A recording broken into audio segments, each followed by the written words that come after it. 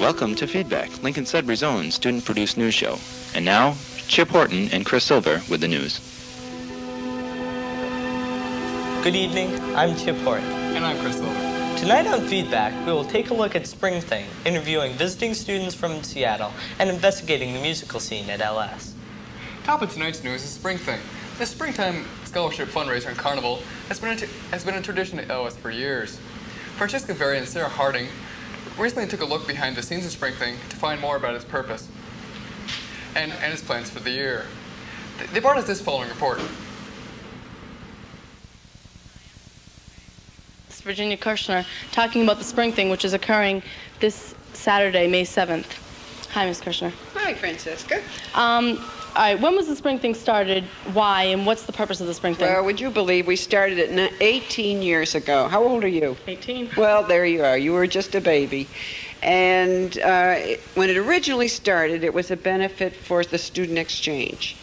But it got to be such a great big thing that we thought it really should be something really broad and that would hit more kids. So the scholarship fund took it over. So I'd say that for the past maybe 12 years, it's been a benefit for scholarship. We hope to raise $4,000, and that money all goes into senior scholarships. The kids who apply for it, there's usually 40 or 50 kids that apply for scholarships. And as it stands now, we have an endowment. Over those 18 years, we've managed to put in the bank almost $200,000 besides giving out that much, every year for graduation. So we have the interest from that money. We have what we raise at Spring Thing, and that's what we use for scholarships. So we should have about $20,000 to give out each year. Well, that's my story, so I'm always anxious. Okay. Can you please tell me a little bit about Diana Golden and what part she's playing in the Spring Thing this year?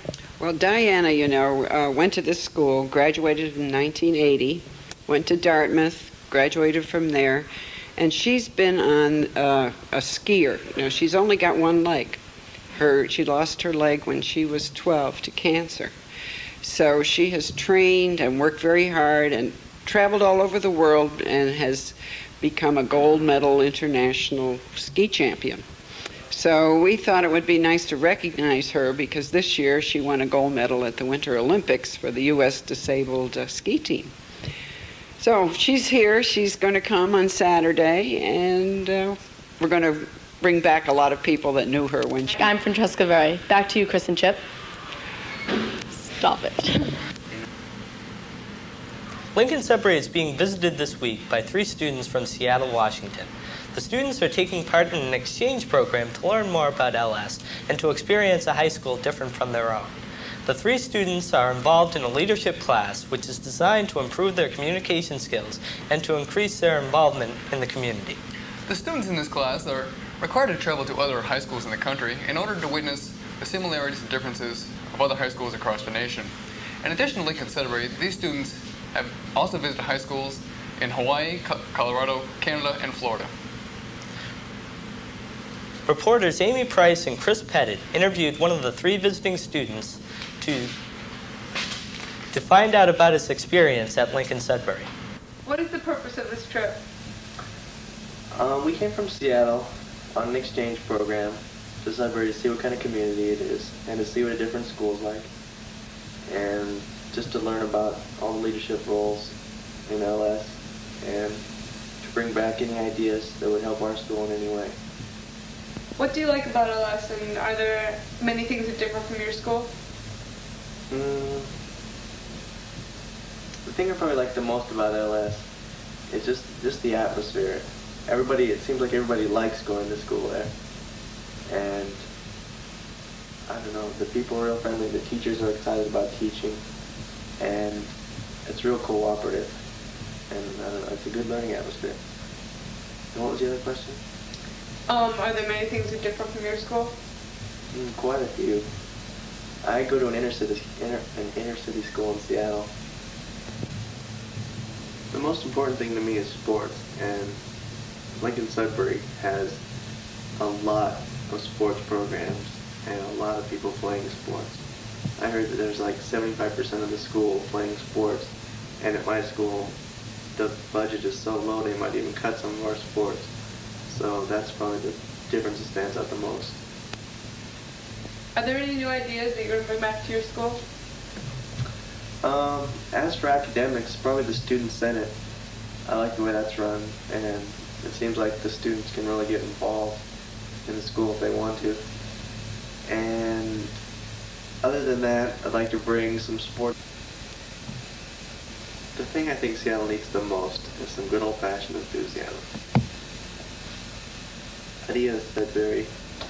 On Friday, April 29th, history teacher Bill Schechter and student Aaron Blumenthal put together a commemorative presentation in honor of the 45th anniversary of the Warsaw Ghetto Uprising. The students lit candles to remember the victims of the Holocaust, as well as separate candles for those of the ghetto fighters. They then read a brief history of the struggle and some of its heroes. Schechter plans to make this an annual event. While many people acknowledge that Lincoln-Sudbury has a very strong sports program, very few are aware of the number of fine musicians at the school. Here are reporters Raquel Jose and Nicole Halverson with a story on some of these people. Lincoln-Sudbury is known for its individuality and diversity, not only in academic areas, but in extracurricular activities as well. Many talented musicians ranging from classical to jazz to rock to hardcore and to rap jam at LS. We interviewed several independent artists and groups about their music, their aspirations, and their influences. This is Kenny Grierson, one of the better-known musicians at Lincoln-Sudbury. He has been playing drums for over 8 years, including several at Boston's Berklee School of Music. He is considered one of the finer musicians and has a very promising future in the music business.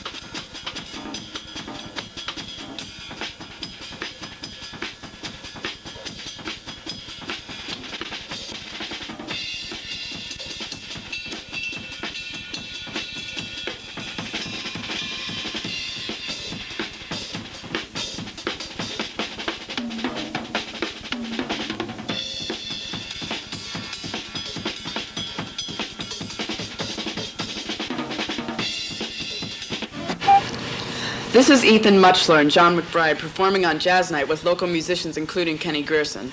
The two have been taking saxophone lessons for over 4 years, making them the best horn players in the school.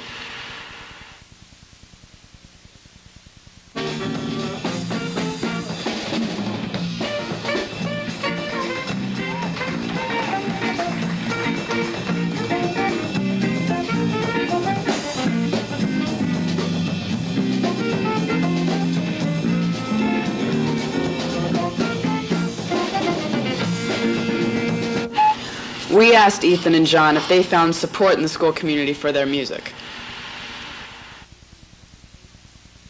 I don't know, it's hard to say, really. I think in this school it's more of an emphasis on sports, really, I'd say, and music's kind of secondary. But, so I mean, therefore, it's not like a lot of people turn out, but I wouldn't expect a lot of people to turn out for stuff. But I would think they would like it. I can't, I really don't make surveys of the area. Yeah. So. The problem is high school students don't really know what jazz is about. You don't hear it flipping through your radio. You don't hear Charlie Parker, Sonny Rollins, those guys. Unfortunately, most high school students are like jazz. They don't know what. We also asked them what kind of support they receive from their families. Yeah, it's big financial support. Yeah. Instruments, lessons. I mean, that's a lot of money. Yeah.